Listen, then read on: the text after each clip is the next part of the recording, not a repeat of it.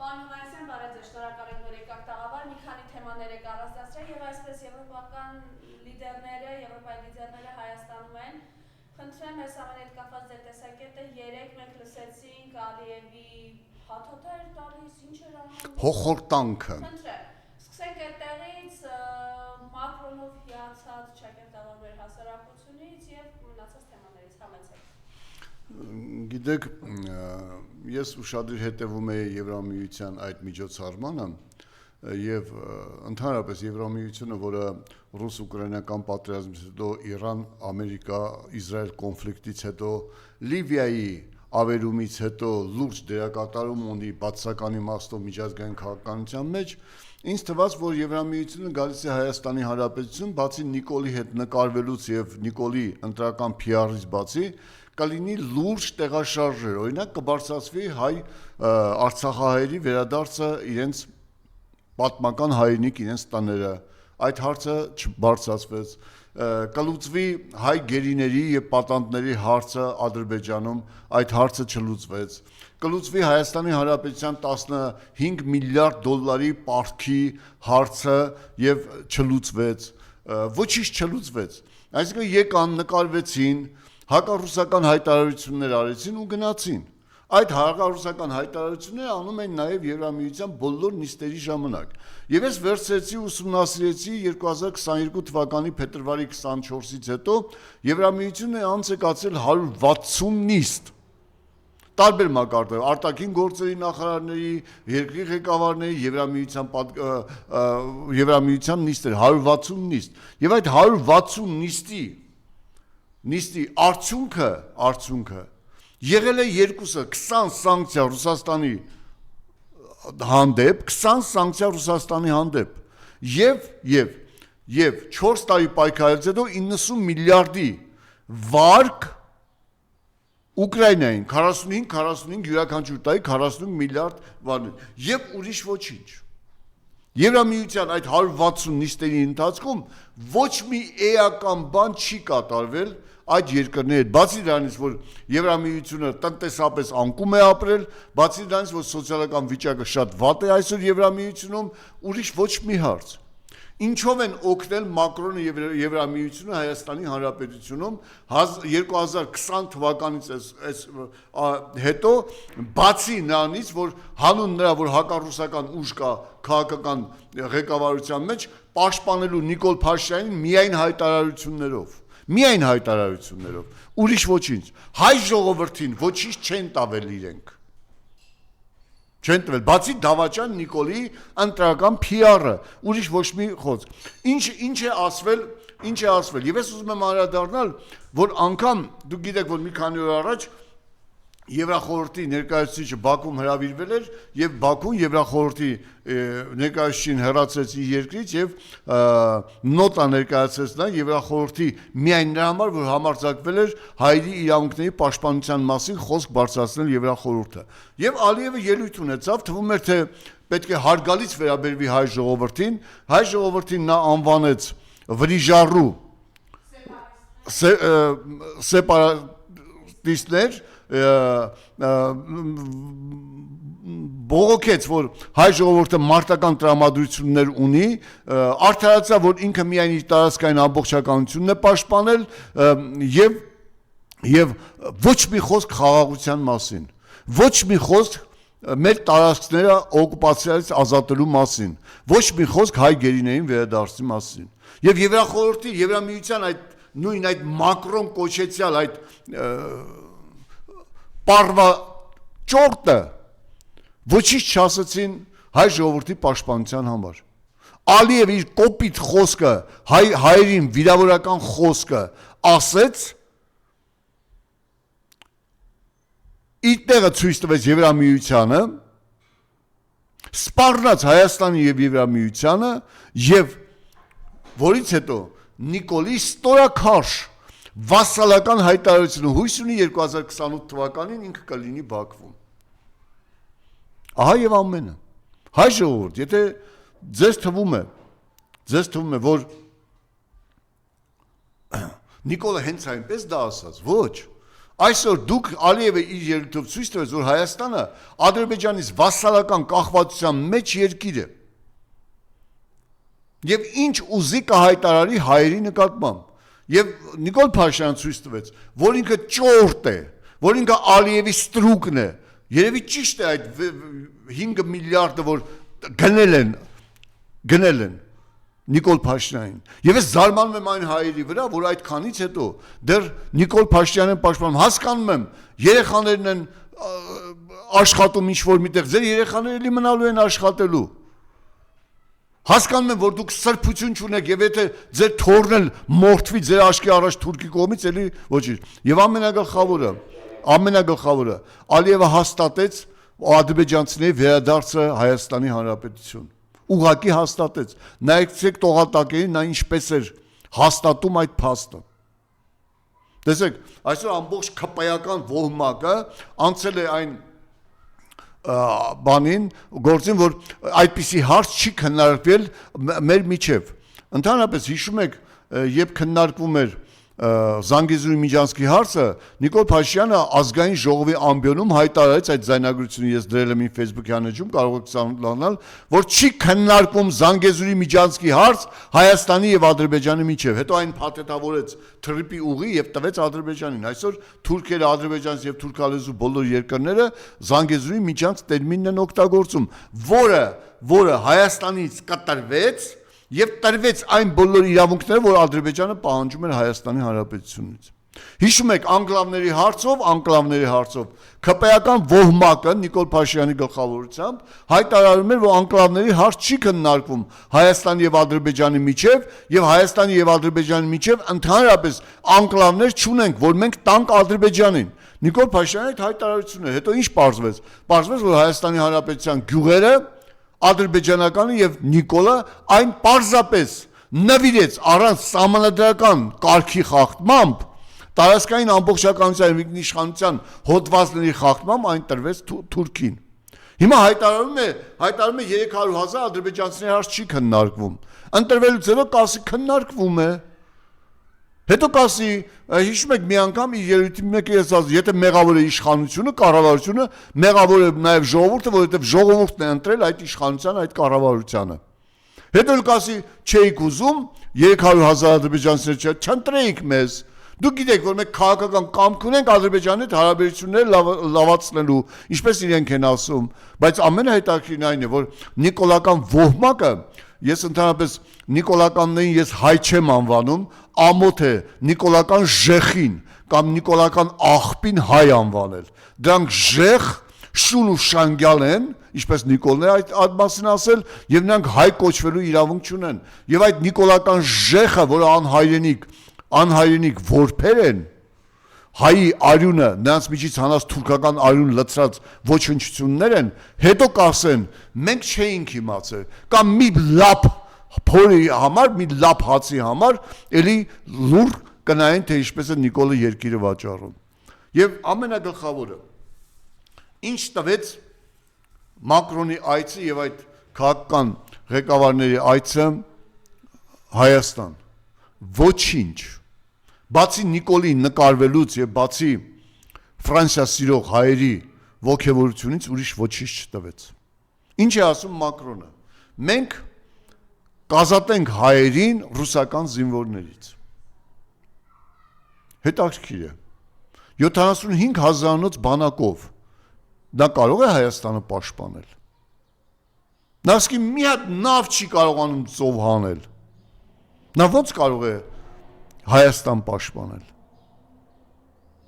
Հետաքրքիր է, չէ՞։ Հիշում եք Էրդողանի հայտարարությունը Մակրոնի վերաբերյալ, անբարոյական լակոտ ասես Մակրոնին, եւ ինչ։ Կարողացա պատասխանել, իհարկե ոչ։ Իհարկե ոչ։ Եվ երբ ոչինչը, իհարկե Ֆրանսիան հզոր երկիր է, իր տնտեսությամբ, իր կուլտուրայով, մշակույթով, ամեն ինչով հզոր երկիր է, եւ հայ ժողովուրդը շատ բաներով է պարտական ֆրանսիական ժողովրդին, բայց ոչ իր գոյության ավանտյուրիստական խաղերով։ Եվ եթե Մակրոնը հակառուսական քարոզություն է անում, նա պետք է ասեր, թե ինչով է փոխարինելու Ռուսաստանի բացակայությունը մեր տարածաշրջանում։ Այդ անամոթություն ասում 8 տարի առաջ չէին կարող։ Նայեցեք, դա ամենամեծ սուտն է, մենք բոլորս եւ Շիրակի այցն ենք հիշում, այդ մեծ հազոր քաղաքական դեմքի այցն ենք հիշում, բոլոր Ֆրանսիայի նախագահները այցելել են Հայաստանի Հանրապետություն, բոլորը, անխտիր բոլորը։ Մերկելն է այցելել Հայաստանի Հանրապետություն, ինչ է այն ժամանակ այս թուրքական ուժերը չէին, այս հակազգային ուժերը չէին իշխանության գլուխ երբ այցելում էին։ Ինչ է նշանակում, ոչ մեկը Ֆրանսիայից չի եկել այդ հնարավորությունը ստեղծվել այսօր այցելելու Հայաստանի Հանրապետություն։ Դա ուղղակի ցինիզմ էլ չէ, քաղաքական պարզապես էժանագին հնարք, քաղաքական էժանագին հնարք։ Դե իհարկե նմանած նմանին կգտանե, ստախոսը ստախոսին գտել է։ Այև ամբողջը։ Այև ամբողջը։ Այդ նույն ժամանակաշրջանում, երբ Եվրամիութենական բարդ ու անցանկալի խաղեր են տեղի ունենում Երևանում, միայն մեկ հայտարարություն է այստեղ եկել հայ ժողովրդի համար, ոչ մի հայտարարություն։ Ես նորից եմ կրկնում, որպեսզի հայերը, հատկապես Ժեխը եւ հատկապես Շուն ու Շանգյալը նիկոլական, որպեսզի լսեն հետեւյալը. Արցախի հայերի, Արցախի պատմական իրավունքի մասին ոչ մի խոսք, օկուպացված հայկական ինքնիշխան տարածքների մասին ոչ մի խոսք, գերիների, դատապարտվածների մասին ոչ մի խոսք, քրեական հետապնդումների մեջ տարապող հայերի մասին ոչ մի խոսք, կորած, անհետ կորած հայերի մասին ոչ մի խոսք, հայկական պաշտպանունակության մասին ոչ մի խոսք, միայն խոսք այն էր, որպեսզի Հայաստանը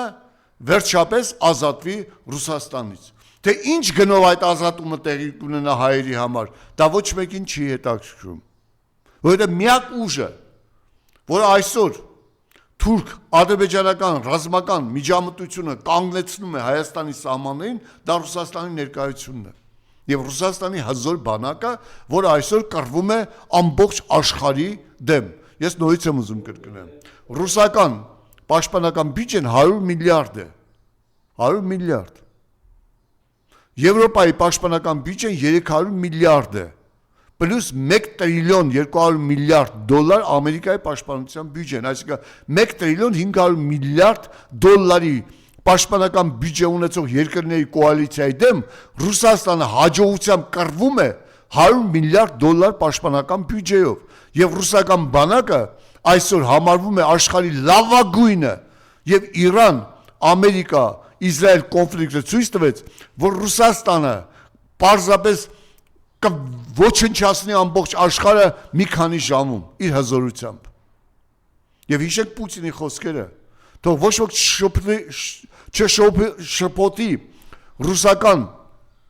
բանակի գործողությունները Ուկրաինայում։ Ուկրաինան մեր եղբայր ժողովուրդն են, մենք այնտեղ ոսկերչական ճշգրտությամբ ենք գործում, իսկ Եվրոպայի դեպքում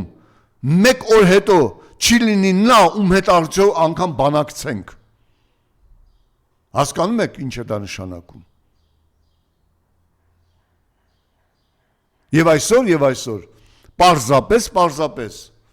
ընտրական հաշվարկներ են անում։ Հիմա ասում են, Ռուսաստանը միջամտում է Հայաստանի ներքին գործերին ընտրություններին, բա լավ, Եվրոպա 240 միլիոն եվրո ինչ է տալիս ընտրությունների համար Հայաստանին, Նիկոլ Փաշինյանի կառավարությանը։ Եվ ես ուզում եմ մի հարցին անդրադառնալ։ Տեսեք, կեղծ լրատվությամբ կանոնավորեցին բոլոր նրանք, ովքեր կազմակերպչական ունակություններ ունեին այստեղ անտեղ, որտեղ կարող էին մարդկանց կազմակերպել, նրանց կեղծ շինծու ձայնագրություններով,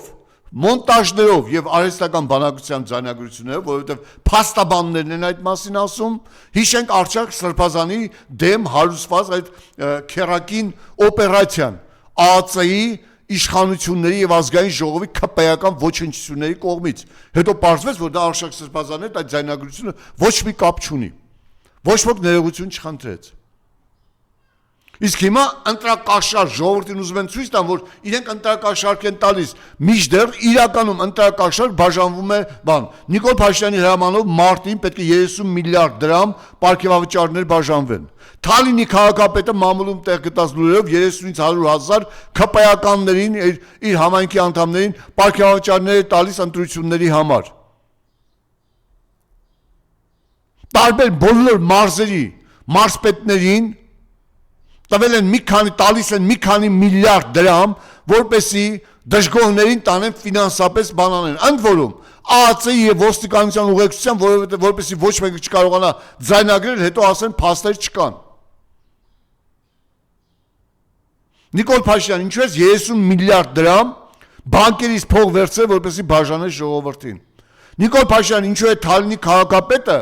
Եվ դու ընդհանրապես Թալինի քաղաքապետը, եթե չեմ սխալվում, սասունցիների ժառանգ է, այս սասունցիները, ովքեր իրենց կոտորել են, փախել են Հայաստան, հիմա էլ ձևեր են թափում։ Ըստ Նիկոլ Փաշինյանի ասելով, Նիկոլ Փաշինյանը չի ասել, որ հայերն են մեղավոր, ինտրիգների մեջ մտան եւ թուրքերը ստիպված հայերին գաղթեցրեցին, սովից մահացել են հայերը։ Այդ թալինցիներ, այն անթասիբներ, դուք պատիվ նամուս չունեք, դուք սասունցի մշեցի կոչվելու իրավունք չունեք, դուք նիկոլական ոչնչության մակարդակի եք։ Բոլորիդ եմ ասում, եթե ձեր քաղաքապետն ու Նիկոլը հայոց հողի վրա այդ վիրավորանքից հետո քայլում է, ուրեմն դուք ոչինչ եք։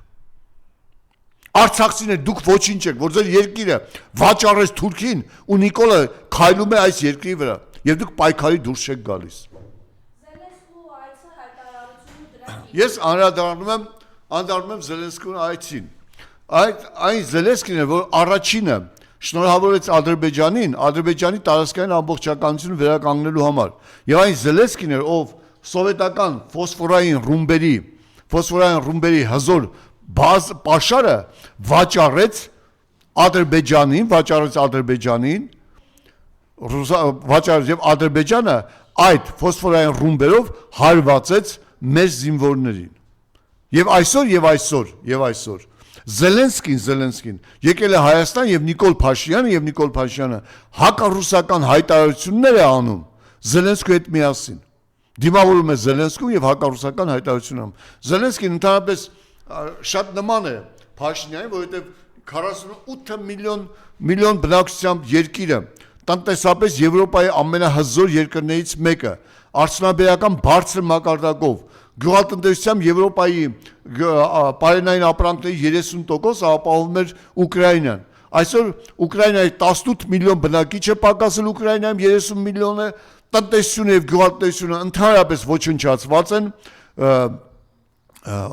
Ուկրաինան միայն 150 միլիարդ պաշտոնական վարկ ունի, մուծելու 150 միլիարդ, եթե դրան գումարում ենք նաեւ 90 միլիարդը, ապա 240 միլիարդ, դա Ուկրաինայի մոտավորապես 10 տարվա, 15 տարվա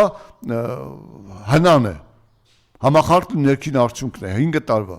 եւ Ուկրաինան ամբողջովին ավերված է, Ուկրաինայի վերականգնման համար 500 միլիարդ դոլար է պետք,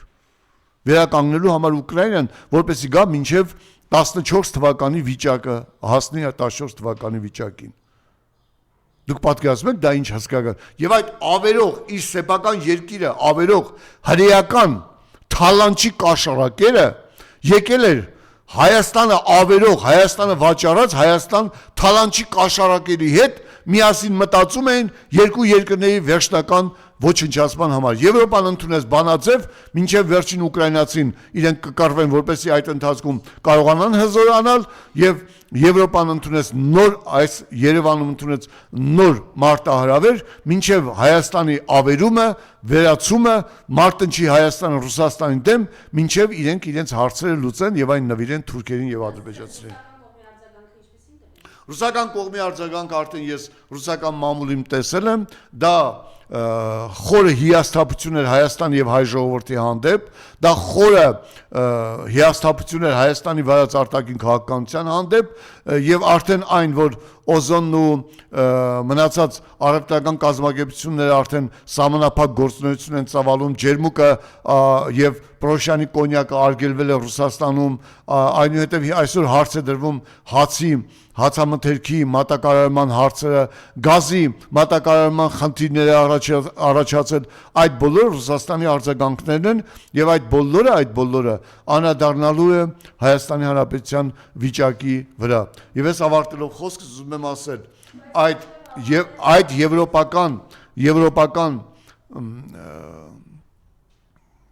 եվրոպական թափառաշրջիկ կրկեսը, որը եկավ Հայաստանի Հանրապետություն, ոչինչ չտվեց բացի Նիկոլի PR-ից եւ Նիկոլի նկարահանումներից։ Ուրիշ ոչինչ չտվեց։ Հակառուսական այդ հայտարարությունները արդեն 4 տարի են անդադ կրկնվում են, դա Ռուսաստանի համար նորություն չի, հակառուսական քայլերը 20 սանկցիաները անդադ կրկնվում են, դա Ռուսաստանի համար նորություն չի, Ռուսաստանը իր նման շունը հաչում է, քարավանը իր ընթացքով գնում է։ Ռուսաստանը հատուկ օպերացիայի իր խնդիրներն է լուծում եւ այսօր Ռուսաստանը միայն հատուկ օպերացիայի ընթացքում տեր է կանգնել 3 տրիլիոն դոլարի հարստության Դոնբասում եւ Լուգանսկում։ Իսկ Հայաստանը ինչի տեր է դարձել այդ ընթացքում, բացի Արցախի 47 հեկերի եւ 20 հանքերի կորստից։ Ուրիշ ոչինչ։ Եվ ես ուզում եմ ասել, Նիկոլ Փաշյան, դուք քննարկել եք Ալիևի հետ Սյունիքի օթային տարածք Ալիևին հանձնելու մասին, որ տվել եք։ Չէ, թե վերցրել է, չէ։ Եվ Ալիևը հայտարարեց, որ չեմ էլ հարցրել։ Ով է Նիկոլը, որ հարցնեմ։ Այսինքն մեր օթային տարածքը, մեր սեփականությունը վերցրել է առանց քեզ բան հարցնել, դու ուղակի Նիկոլ, ոչնչություն ես, վասալական ոչնչություն, Ալիևի ոտքերի տակ ընկած ոչնչություն եւ Ալիևի ելույթը ուղերձը Եվրամիությունը ցույց տվեց, որ արդեն մենք չենք մեր երկրի տերը, Ալիևն է մեր երկրի տերը։ Եվ պարոն մի վերջին հարց մենք անցել շաբաթ տեսանք